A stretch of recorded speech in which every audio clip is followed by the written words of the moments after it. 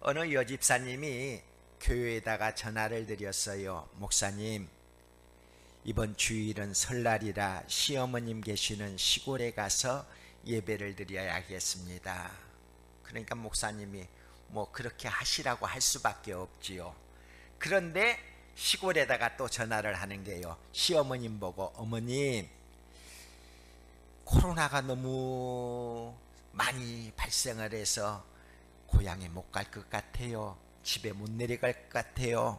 용서해 주시고 코로나가 잠잠해지면 꼭 찾아뵐게요. 시어머니가 뭐라고 그러겠어요? 그래라, 오지 말고 그냥 조심하거라, 건강하거라 그랬어요. 그리고는 이 가족이 가족여행을 떠난 거예요. 해외로는 나갈 수가 없으니까 제주도로 나갔어요. 제주도에 가서 가족여행을 하면서 민속촌을 구경 가게 되었어요. 여러분들 민속촌 가보셨지요? 송판만 건쳐러 놓은 그런 화장실도 있지 않아요? 갑자기 이 여집사님이 화장실에 가고 싶은 거예요. 가가지고서 볼일을 시원하게 보고 있는데 어디서 이상한 소리가 나는 거예요. 그래서 엉겹결에 옷을 입고서 막 빠져나오려고 하는데 그만 실수하여서 떨어지게 되는 것입니다. 그런데 그 순간 목사님 말씀이 생각나는 거예요.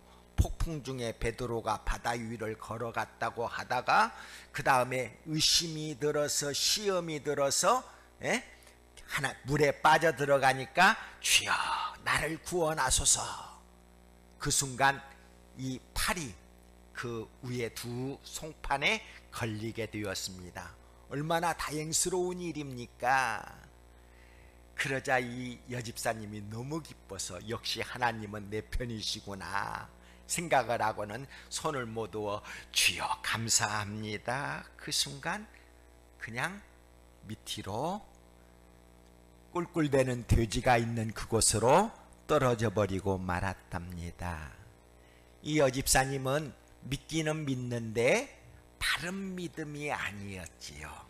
그러니까 생각지 못한 사고가 생기게 된 거지요. 마태복음 14장에서 풍랑이 일어난 것, 난파선이 된 것은 누가 계시지 않기 때문에, 예수님이 계시지 않기 때문에. 다들 대답을 하세요. 입을 꼭 다무시지 마시고. 난파선이 된 이유는 예수님이 계시지 않기 때문에. 그런데 마가복음 4장에서 우리가 살펴본 대로 예수님을 모시고 저편으로 건너가는데 풍랑이 일어나고 바람이 불고 배가 깨어질 듯한 위기가 찾아오게 되었어요. 왜 그랬다고 그랬습니까? 바른 믿음이 없어서. 예수님은 모시기는 모셨는데 선생님 정도로 알았다는 말입니다. 그래서 난파선이 된 거예요. 자, 첫 번째 경우와 두 번째 경우 모두 다 누가 이 난파선을 구조했습니까? 예수님께서 구조하신 거지요. 예수님이 배에 타시니 바람이 잠잠하더라, 파도가 멈추더라, 난파선이 해결되었다는 말이에요. 주무시는 예수님을 깨웠더니 예수님이 일어나셔가지고 바람아 멈춰라, 파도야 잔잔하라, 바다야 잠잠하라 명하시게 되니까 풍랑이 그치게 되고 난파선의 문제가 해결되었다는 말입니다. 그런데 예수님이 십자가에 죽으시고 무덤에 들어갔다가 부활하신 다음에 하늘로 승천하시고 난 지금, 오늘 본문이 그런 내용이에요. 예수님이 하늘로 올라가신 다음에는 난파선을 누가 지휘해야 하느냐? 여러분, 지금 이게 우리 현실입니다. 예수님은 높고 높은 하늘로 올라가셨어요. 우리는 난파선을 어떻게 구조해야 할 것인가? 우리 가정이 난파선이 되었을 때 어떻게 살려내야 할 것인가? 이 문제에 대하여 고민을 해봐야 한다는 말입니다. 누가 난파선을 지휘해야 과연 그 난파선에서 구출을 받을 수 있을까? 첫째는 오늘 성경 말씀에는 난파선으로 만들어버리는 쥐자가 있습니다. 그 첫 번째 사람이 백부장이에요. 백부장은 군인입니다. 군인은 원래 주의를 잘하는 거예요. 차렷! 이렇게 하면은 모두가 차렷 하는 거예요. 명령하는 대로 움직인다는 말입니다. 그런데 군인은 친절했다고 했어요. 27장 3절의 말씀 같이 읽어보겠습니다. 이튿날 시돈에 드니 율리오 바울을 친절히 대하여 친구들에게 가서 대접받기를 허락하더니, 여러분, 군인인데 친절하다, 상남자예요. 멋진 남자예요. 예? 딱딱한 군인으로 끝나는 게 아니라는 말입니다. 친절까지 있었다고 하니 얼마나 멋진 지휘관입니까? 그런데 11절의 말씀 우리 같이 읽어보겠습니다. 백부장이 선장과 선주의 말을 바울의 말보다 더 믿더라. 믿음의 사람 바울보다 기술과 전문가의 말을 더 따랐다는 말입니다. 여러분, 농사를 짓는데 농촌 지도소에 그 유명한 박사님이 이렇게 하면 농사가 잘 될 것입니다 말하는 것과, 목사님이 여러분 농사는 그렇게 지으면 안 되고 이렇게 농사 질 줄도 모르는 목사님이 그러는 말, 누구 말을 따르겠어요? 당연히 농촌 지도소의 박사님을 따라갈 것 아니겠습니까? 바로 그렇게 했다는 말입니다. 예? 지휘 잘하는 백부장은 바로 전문가의 말을 들었다는 말입니다. 그런데 백부장이 한 가지 모르는 게 있었어요. 그게 뭔 줄 아세요? 플러스 알파가 있다는 것을, 플러스 알파가 있다는 사실을 몰랐다는 말입니다. 인간이 아무리 노력을 하고 지혜를 다 동원하고 아는 사람들을 다 끌어모아다가 동원한다 할지라도 때로는 원치 않는 난파선이 되는 것이 인생의 길이라는 말입니다. 두 번째, 선장과 선주의 지위가 나오고 있습니다. 이들도 난파선을 만들고 말았어요. 12절의 말씀 같이 읽어볼까요? 그 항구가 겨울을 지내기에 불편함으로 거기서 떠나 아무쪼록 피닉스에 가서 겨울을 지내자 하는 자가 더 많으니, 불편함으로 편한 곳으로 옮겨가는 게 현대인의 목적이기도 합니다. 이 선장과 선주도 마찬가지예요. 불편한 곳에 있는 것보다 편안한 곳으로 가자. 그리고 다수가 더 많으니 하는 말은 다수가 찬성했다는 말입니다. 민주주의가 뭡니까? 한 사람이라도 더 찬성하는 것으로 따라가는 거거든요. 그러니까 선장과 선주의 지위도 민주적으로 했다는 말입니다. 거기에다가 13절 읽어볼까요? 남풍이 순하게 불매 그들이 뜻을 이룬 줄 알고 닻을 감아 그레데 해변을 끼고 항해 가더니, 순풍까지 분다는 말이에요. 예? 순풍까지 부르니 얼마나 기고만장하겠습니까? 이제는 잘 되었다. 자, 거기에다가 선장과 선주가 잔꾀가 많았어요.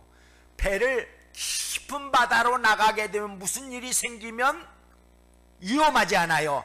그러니까 육지가 보이는 데를 멀리 떨어지지 않고 육지에서 가까운 데로 항해를 했다는 말입니다. 얼마나 잔꾀가 많습니까? 바람이 불거나 구름이 끼거나 무슨 일이 생기면 빨리 육지로 상륙하면 되는 거예요. 그런데 역시 그들의 잔꾀도 통하지 않았다는 말이에요. 자, 18절 같이 읽어볼까요? 우리가 풍랑으로 심히 애쓰다가, 심히 애쓰고 있다는 말입니다. 선장도 애쓰고 선주도 애쓰고 사공들도 애쓰고 백부장도 애쓰고 군인들도 애쓰고 있어요. 아무리 전문가라 할지라도 난파선을 만들고 말았다는 말입니다. 뭘 몰랐을까요? 플러스 알파가 있는 걸 몰랐어요. 우리가 살다가 보면은 내가 하는 대로 사업이 잘 될 것 같고 내가 하는 대로 농사가 잘 될 것 같지만 안 되는 경우도 있다는 말입니다. 날마다 운동을 하고 보약을 먹어도 어느 날 암병에 걸렸다. 당신 곧 죽어. 인생의 풍랑이 찾아올 수가 있다는 말입니다. 우리가 살다가 보면 정말 내가 잘못한 것이 없는데도 인간의 어떤 한계를 느끼게 되는 거예요. 낭패와 실망당한 뒤에 예수께로 나갑니다. 그 다음에 뭐예요? 십자가 은혜 받으려고. 십자가가 플러스지요. 플러스 이 알파가 있어야 한다는 말입니다. 이 플러스 알파가 없으면 언제 깨어질 줄 모른다는 말입니다. 언제 망할 줄 모른다는 말입니다. 언제 고통의 자리에 떨어질 줄 모른다는 말입니다. 사람들은 그걸 잘 몰라요. 플러스 알파가 있는 걸 몰라요. 그래서 지혜를 동원하고 돈을 동원하고 자기의 모든 그 어떤 것들을 네트워크를 동원해 가지고서 이러면 성공하겠지 하는데 아니라는 말이에요. 반드시 플러스 알파가 있습니다. 가정에도 플러스 알파가 있어요. 사업에도 플러스 알파가 있어요. 모든 삶에 플러스 알파가 있다는 말입니다. 자, 난파선이든 형편이 어떻느냐? 14절 15절의 말씀 같이 읽어볼까요? 얼마 안 되어 섬 가운데로부터 유라굴로라 하는 광풍이 크게 일어나니 배가 밀려 바람에 맞추어 갈 수 없어 가는 대로 두고 쫓아가다가. 광풍이라고 하는 것은 미친 바람이라는 말이에요. 미친 바람이 불기를 시작하니까 아무리 사공들이 노력을 해도, 선장이 노력을 해도, 선주가 노력을 해도, 군인들이 노력을 해도, 백부장이 명령을 해도 안 된다는 말이에요. 미친 듯이 끌려간다는 말입니다. 우리 2년 동안 2년도 넘었죠. 이제 3년째 접어들고 있잖아요. 코로나라고 하는 요 미친 것에 끌려가고 있어요. 지구촌 전체가 끌려가고 있어요. 아니, 눈에 보이지도 않는 그 조그만한 바이러스 때문에 몽땅 끌려가고 있어요. 박사님도 끌려가요. 대통령도 끌려가요. 모두가 끌려가고 있는 거예요. 지구촌 전체가 끌려가고 있다는 말입니다. 광풍이 불어온다는 말이에요. 16절에서 18절까지 같이 읽어보도록 하겠습니다.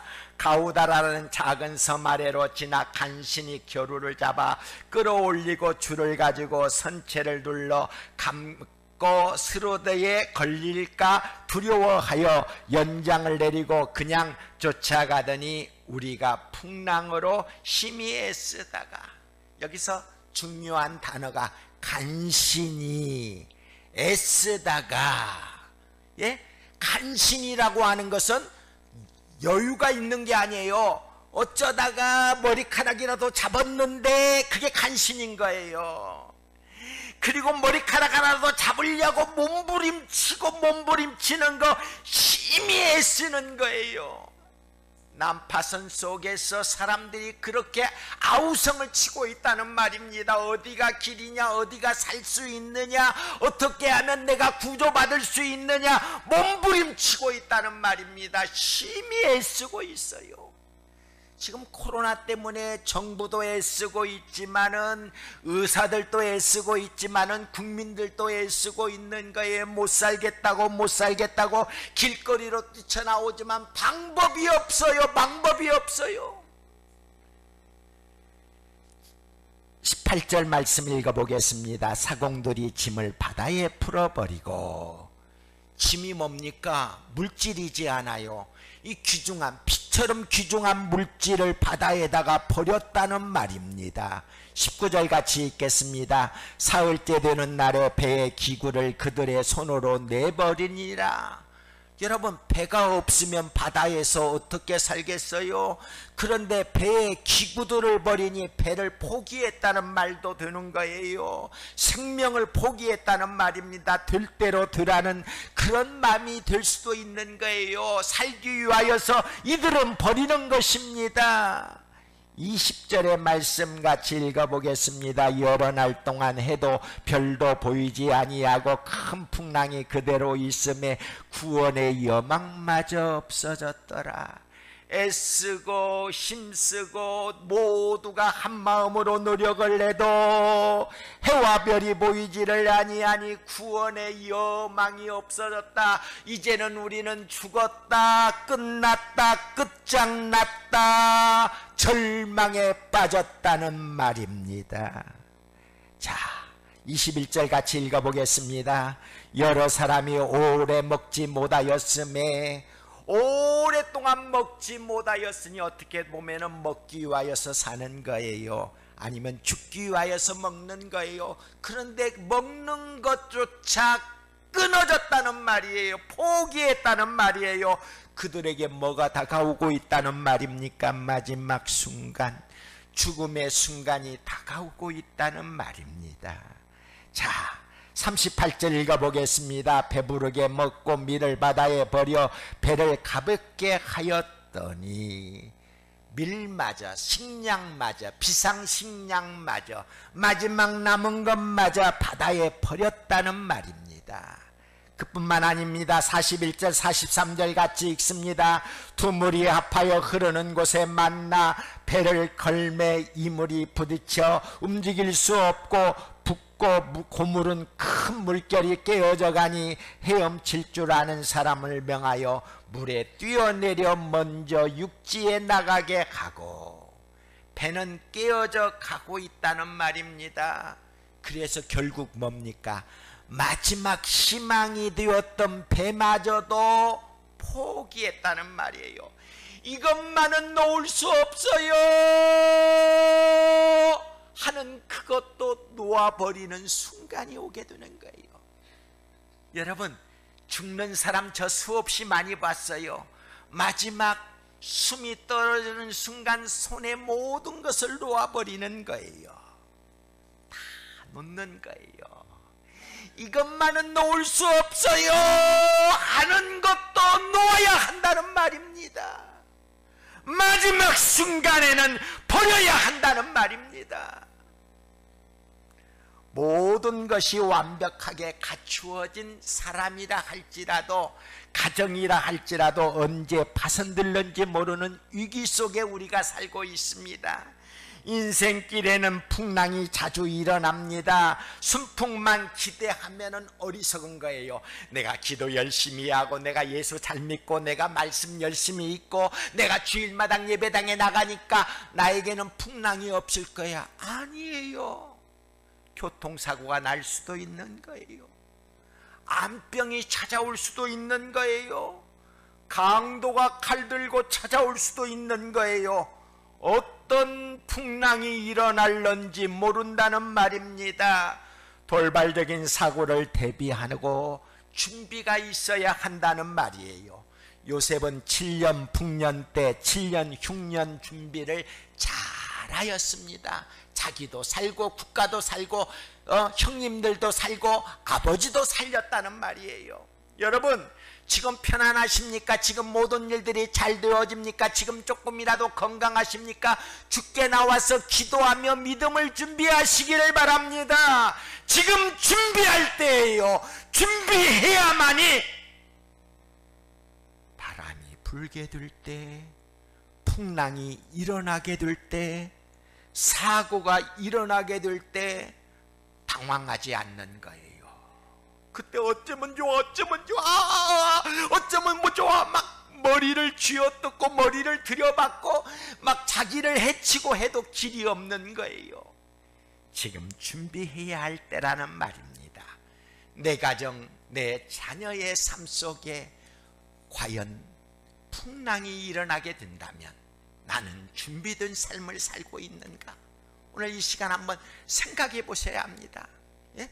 생각지 않는 난파선이 되어가지고 자녀들이 찾아왔어요. 아버지 나 죽게 되었어요. 나 지금 못 살겠어요. 어찌하면 좋아요 할 때 여러분들이 뭐라고 위로의 말을 할 수가 있을까요? 내 삶에 그런 문제가 찾아왔을 때 대비책이 있느냐는 말입니다. 내가 의지하고 믿었던 것이 깨어지게 될 때 여러분들이 어떻게 하시겠어요? 낭패와 실망 당한 뒤에 예수께로 나갑니다. 십자가 은혜 받으려고 주께로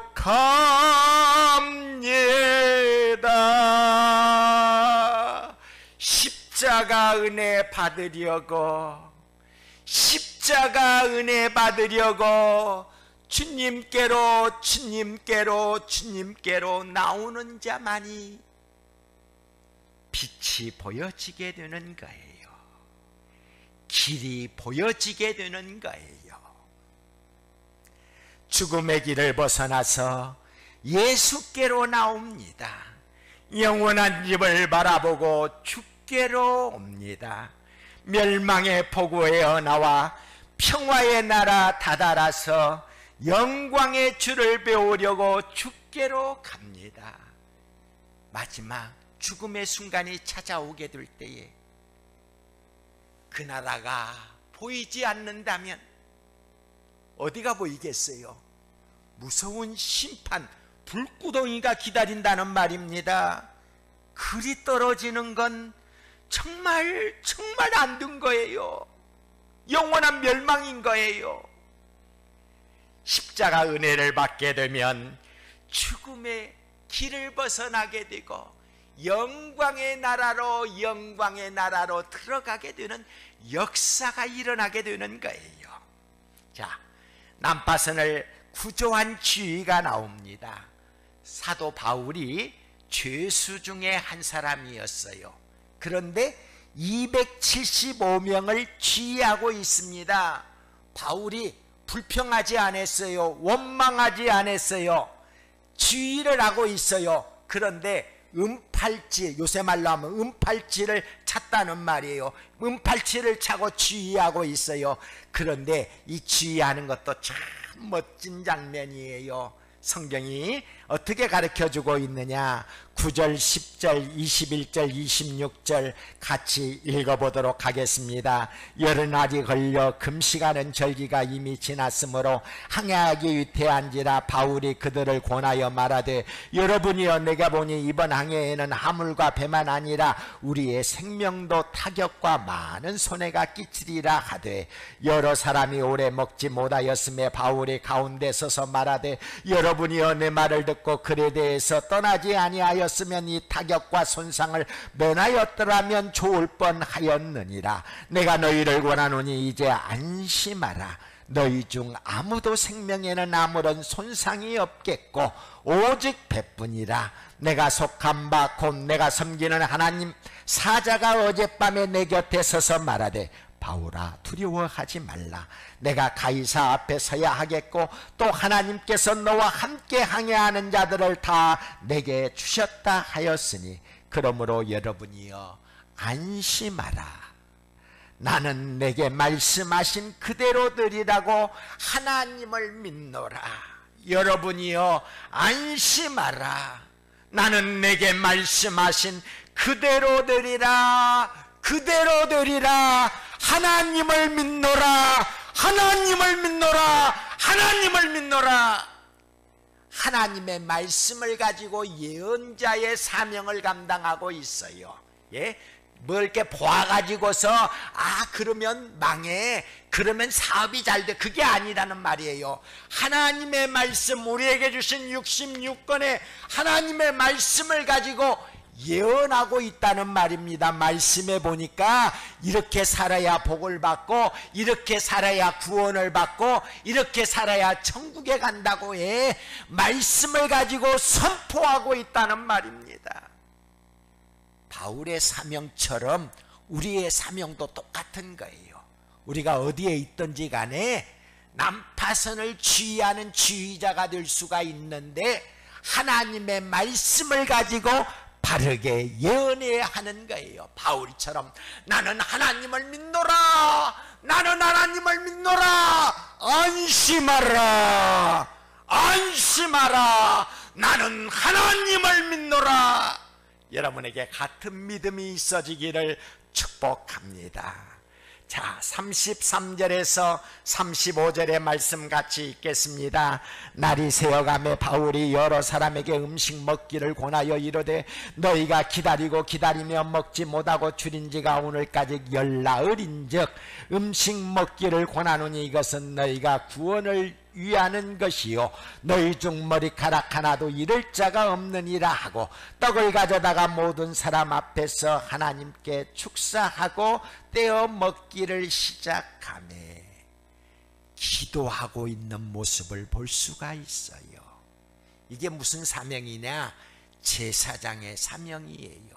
새벽마당 나와서 우리 남편을, 우리 아들을, 우리 딸을, 우리 며느리를, 우리 손주들을, 이게 제사장 사명이에요. 제사장 사명을 포기하는 것은 난파선을 지휘할 수가 없다는 말입니다. 우리가 믿음으로 날마다 기도하며 주께로 나가게 될 때에 난파선을 구조할 수 있는 지휘자가 되는 거예요. 밥 먹을 때만 눈 감고 하나님 안녕 나 밥 먹는다 끝 하고 밥 먹고 하루에 3번 그러고 끝나버리면 이게 그리스도인이에요?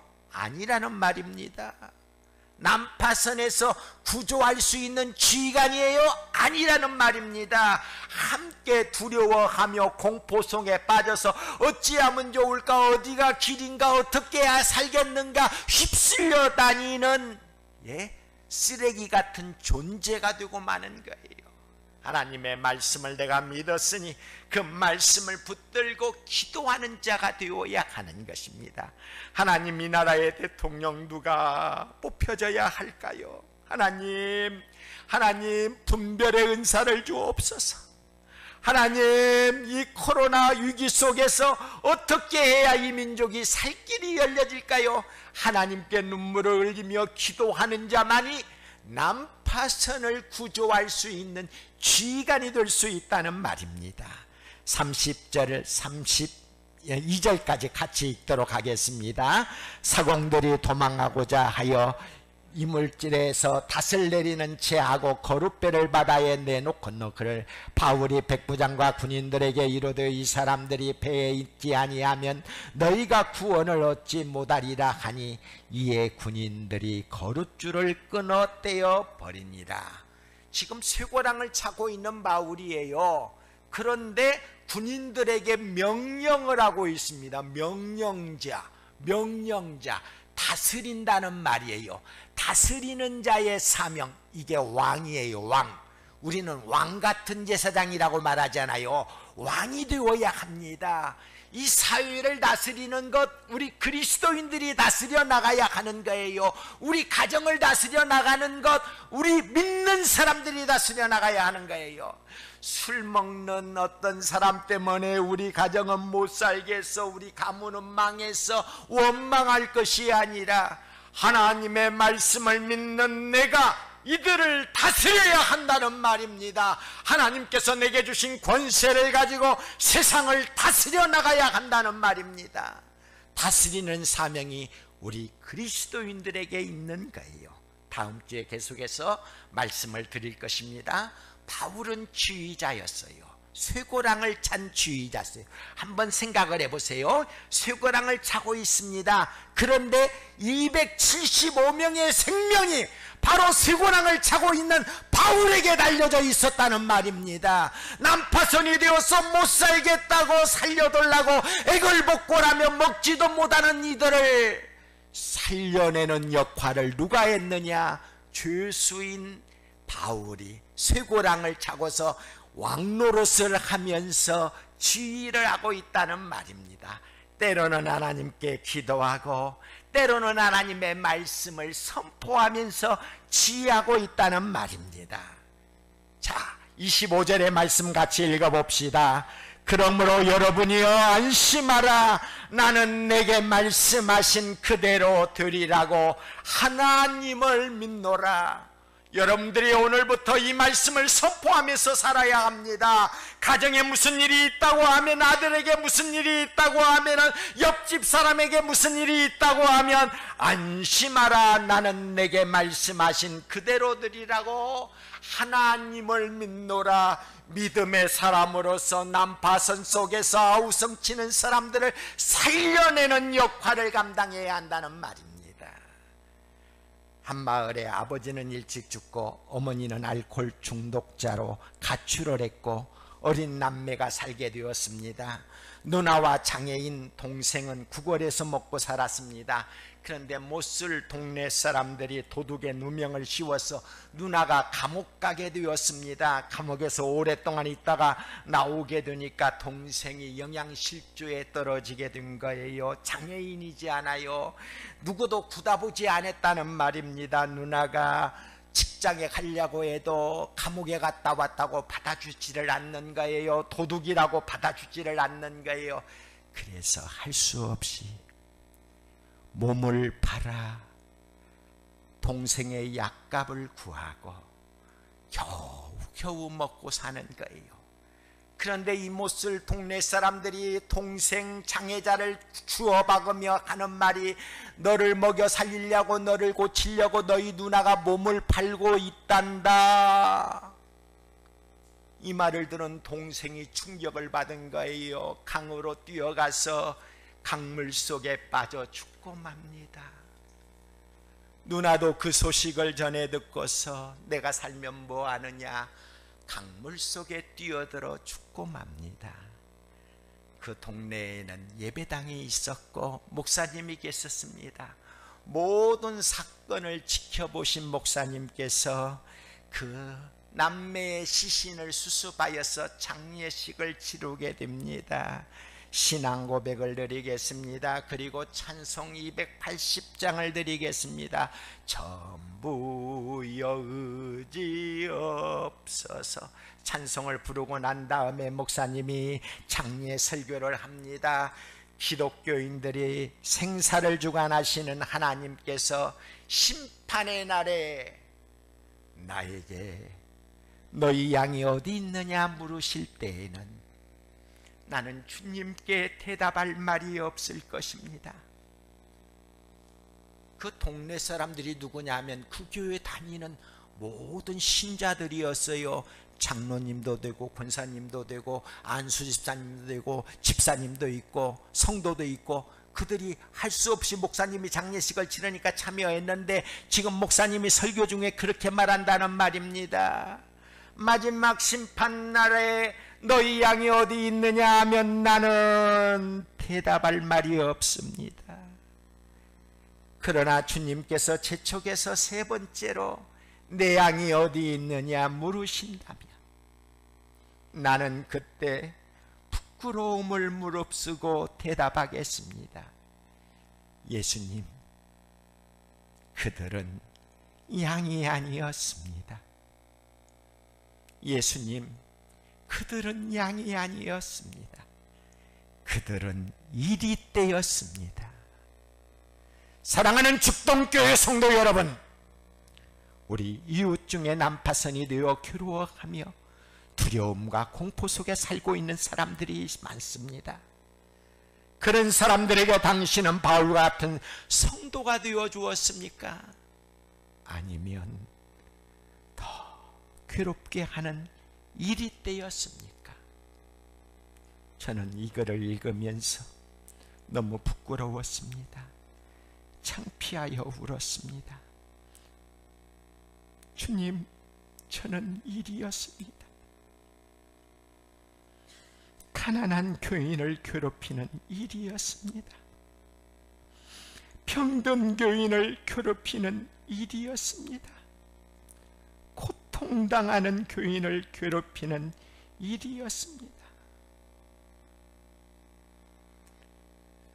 더 부끄러운 것은 이 사실을 은퇴한 후에야 깨닫게 되었다는 말입니다. 그래서 가슴을 치며 주여, 박 목사가 악한 일이었습니다. 주여, 이 박 목사가 악한 일이었습니다.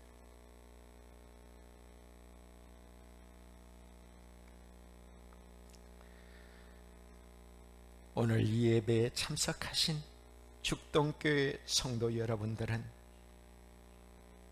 저 같은 잘못된 삶을 살지 마시기를 간곡하게 부탁을 드립니다.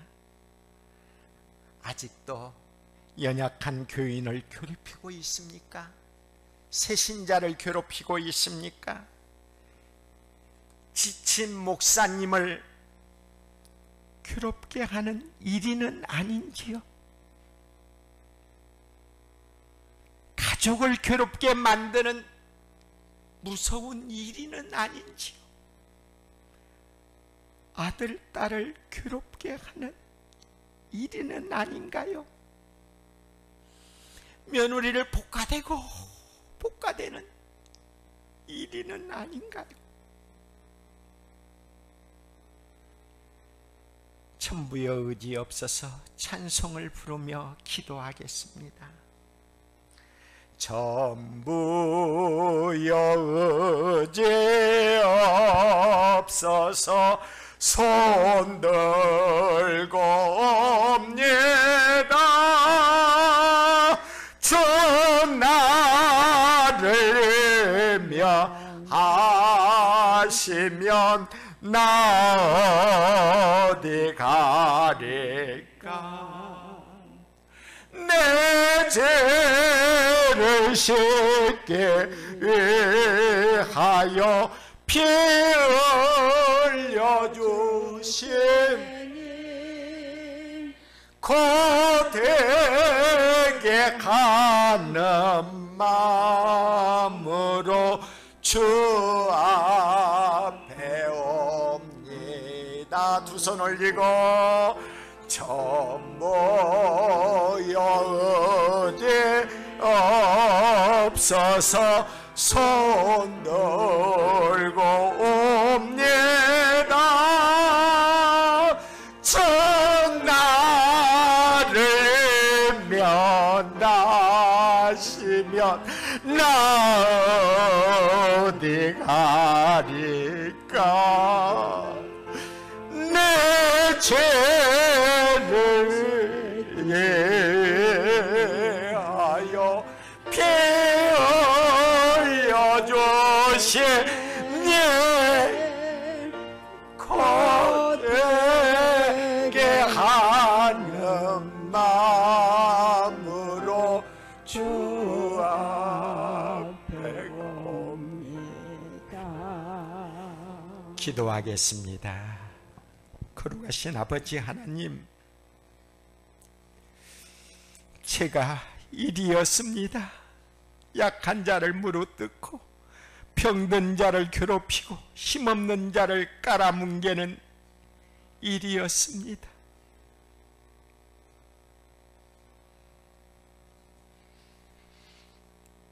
세상에는 의지할 곳 없어 인생의 난파선이 되어서 두려움과 공포 속에서 살 길이 어디냐고 몸부림치고 있는 사람들이 많은데, 우리는 이빨을 드러내며 그들을 물어뜯었던 일이었습니다.